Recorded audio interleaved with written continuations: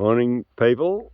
This is Shane here, Kombucha Project Farm, Kilkeven. I thought I'd share the kombucha sunrise with you this morning. I'm down on the floodplain, and here's old Sol just coming over the horizon on the 14th of March 2025. So we're just a week away from the autumn equinox, and I was down here yesterday. This is on the floodplain, so this is the old irrigation paddock from the days of dairying in this country, and this was some of the most impoverished country on the farm. Like, the soils were completely knackered from irrigation and chemical fertilizers and whatever else went with that methodology. But in September, October, we did a big tree planting on the floodplain with a number of volunteers. I think we peaked out at 67 or 73 or something volunteers all up. But here's some of the trees. There's one little guy poking his head up there. Here's another one in here. And you know, the magic of this is I've been slashing. I slashed and hay raked this stuff to create a bed for the trees. Another little tree coming up in there. And so I did that twice. I think I stacked the grass up, using the grass to kill the grass, you know, using the grass against itself. Here's a casuarina here. Look at this little beauty here, and all the water he's got accumulated on his needles. But using the grass to kill the grass. Here's another tree here. And then planting into that. So that's made a huge change. You can see the volume of mulch here. Like, it's massive. But what's come up in here, this grass, some grass has come up, some Johnson's grass, but the vegetation that's grown along this mulch and the soil fertility created by the mulching has really kicked the trees in. There's another tree poking up here. And I just come down periodically and slash again, just to well, it's two things. It's to keep the defining the tree lines, so that management of the paddock is way easier. And I've got the option to come down here. I've got the option to rake more material. There's another little tree poking up there. I've got the option to rake more material onto this tree line, or to just slash it and leave it on the ground, or I can rake it up if I feel inclined to, and make hay. This is a result of one of the seed bombs we put in. I suspect this guy here is a popcorn cassia that's come up, and he's really hauling out arse. But yeah, we planted tube stock, and this is a whole suite of trees that came primarily from the Gympie Region Koala Action Group. You know, they chipped in and gave us something like 1,100 trees to plant.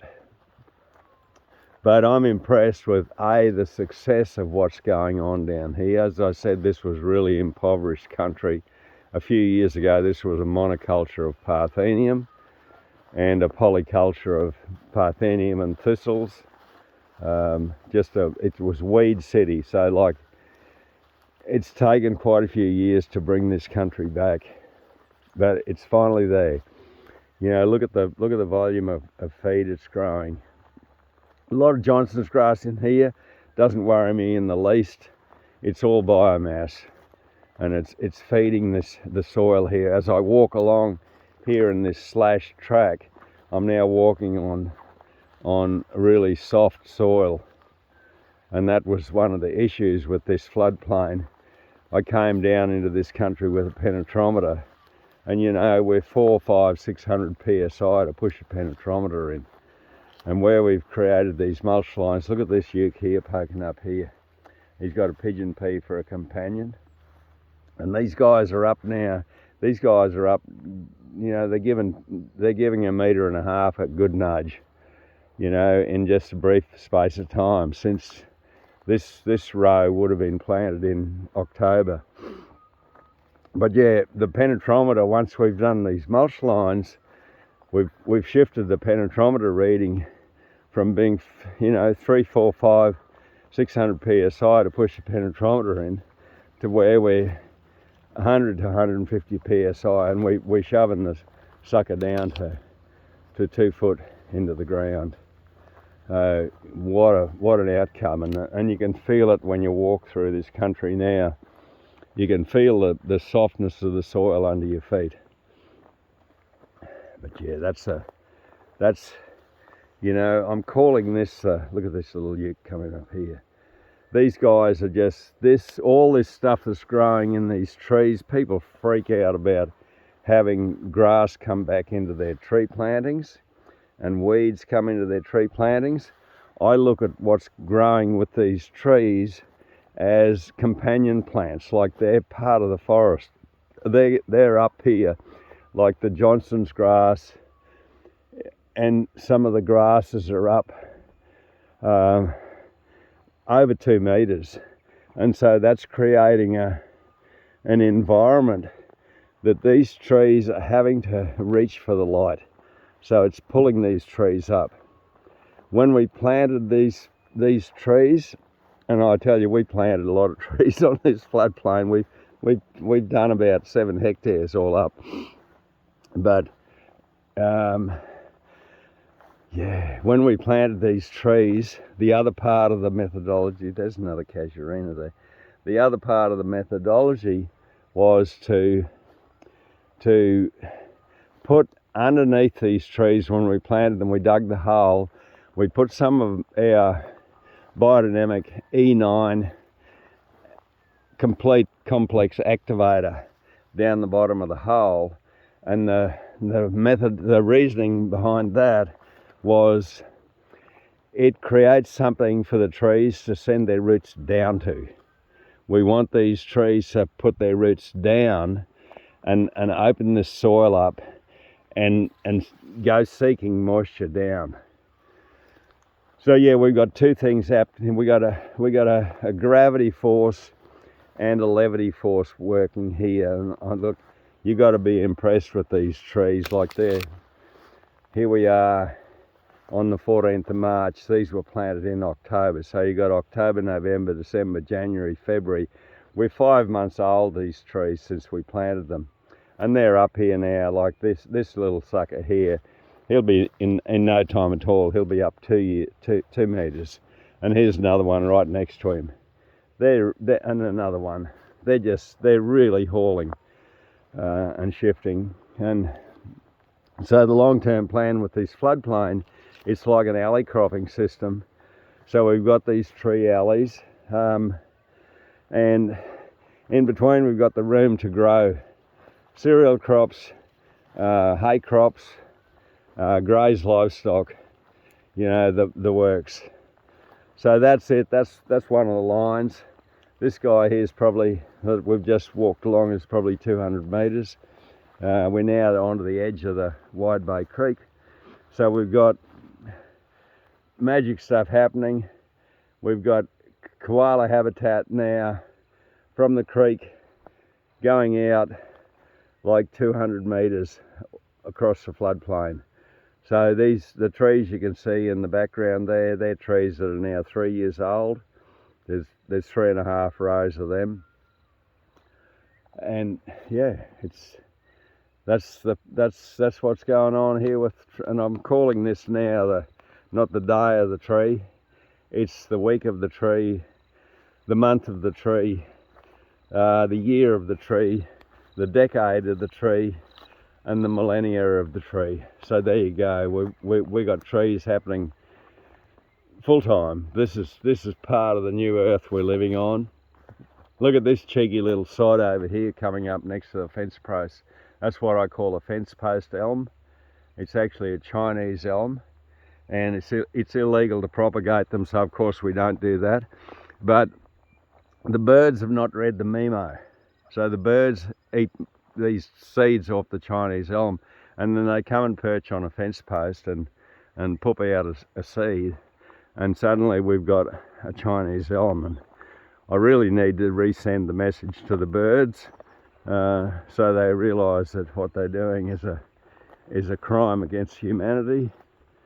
But in the meantime, the beauty of the Chinese elm, he's an excellent fodder tree for livestock. He's deciduous, so he drops leaf on the ground every year. Huge fertilizer bomb.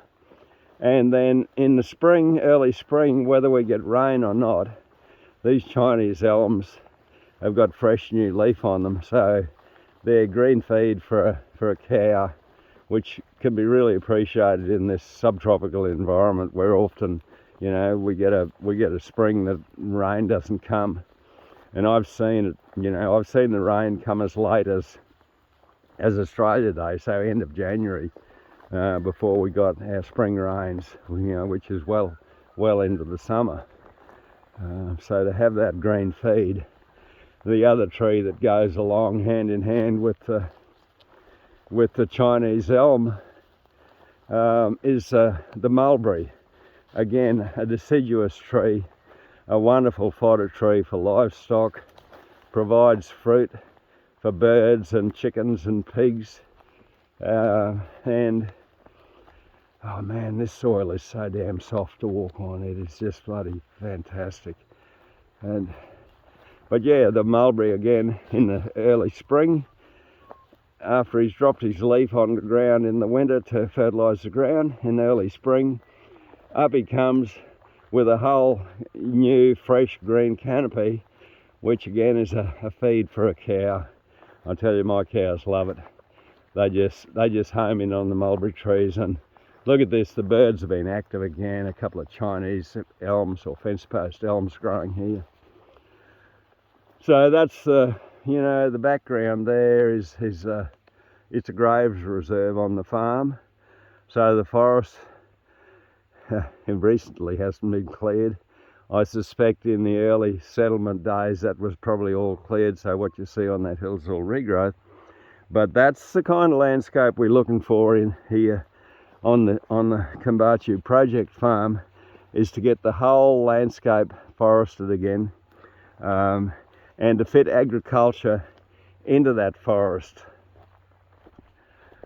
And you know, you might be horrified at my planting spacing on this floodplain, because here's one tree and here's the next one, so we're getting down to a metre apart, and that's the planting pattern. But what goes on when we plant these trees close together is they immediately start to communicate underground. Like that communication in the soil in a forest is such a huge thing. And one of the methods we're using here for planting comes out of Japan. It's the Miyawaki method. And in that, they plant what they call pocket forests, and they've become a real thing in urban areas and with school kids. And so in the Miyawaki method, wow, look at this casuarina. Look at the dew this guy collects and drops under the ground. Great bloody small water cycle trees. But yeah, the Miyawaki method, they plant 4 trees on a square metre. So these trees are super close together. And I've done a couple of patches here last Easter, and those trees now up over my head. But the magic of putting those trees 4 to a square metre is there's 3 things that go on. A is survival rate is through the roof. B is growth rate is through the roof. And C is lack of needing to water them. So yeah, we've done a couple of plots like that. and it is bloody magic. And you might think, gee, you're planting. The first patch I planted, I think there's about 6 rows, and the trees are 4 to a square metre. And you think, geez, what a lot of trees. But most of those trees, for later on, we're able to cut them down and lay them on the ground. They're part of the biomass. We can harvest them and use them, mulching, whatever. But it's a forest that we can go into and we can manage. But what I'm after is that instant forest. I want that forest environment to happen immediately when we plant, and that's what we're getting when we plant these trees close together. We're getting the similar thing with the syntropic agroforestry methodology, but it's just a single line of trees. So I believe in that we're probably getting a half or a quarter of the potential growth rates and survival rates and yada yada. So there you go. That's just an interesting point of view from Shane here at Kombucha Project Farm. And look, a rather long video. Mount Neerim in the background there, Mount Mudlow up there. A rather long video, but hey, how important are our forests and how important are our trees, and how important is our Mother Earth to nurture her and get stuff happening again, create absolute magic. And there you go. So that's the quick pan here of this patch of trees. It goes right over till the next lot of trees over there, and I can already see some of the trees in the distance there in the new lines are popping up, and most of what you see over there that's up above there is we've got pigeon pea in the system.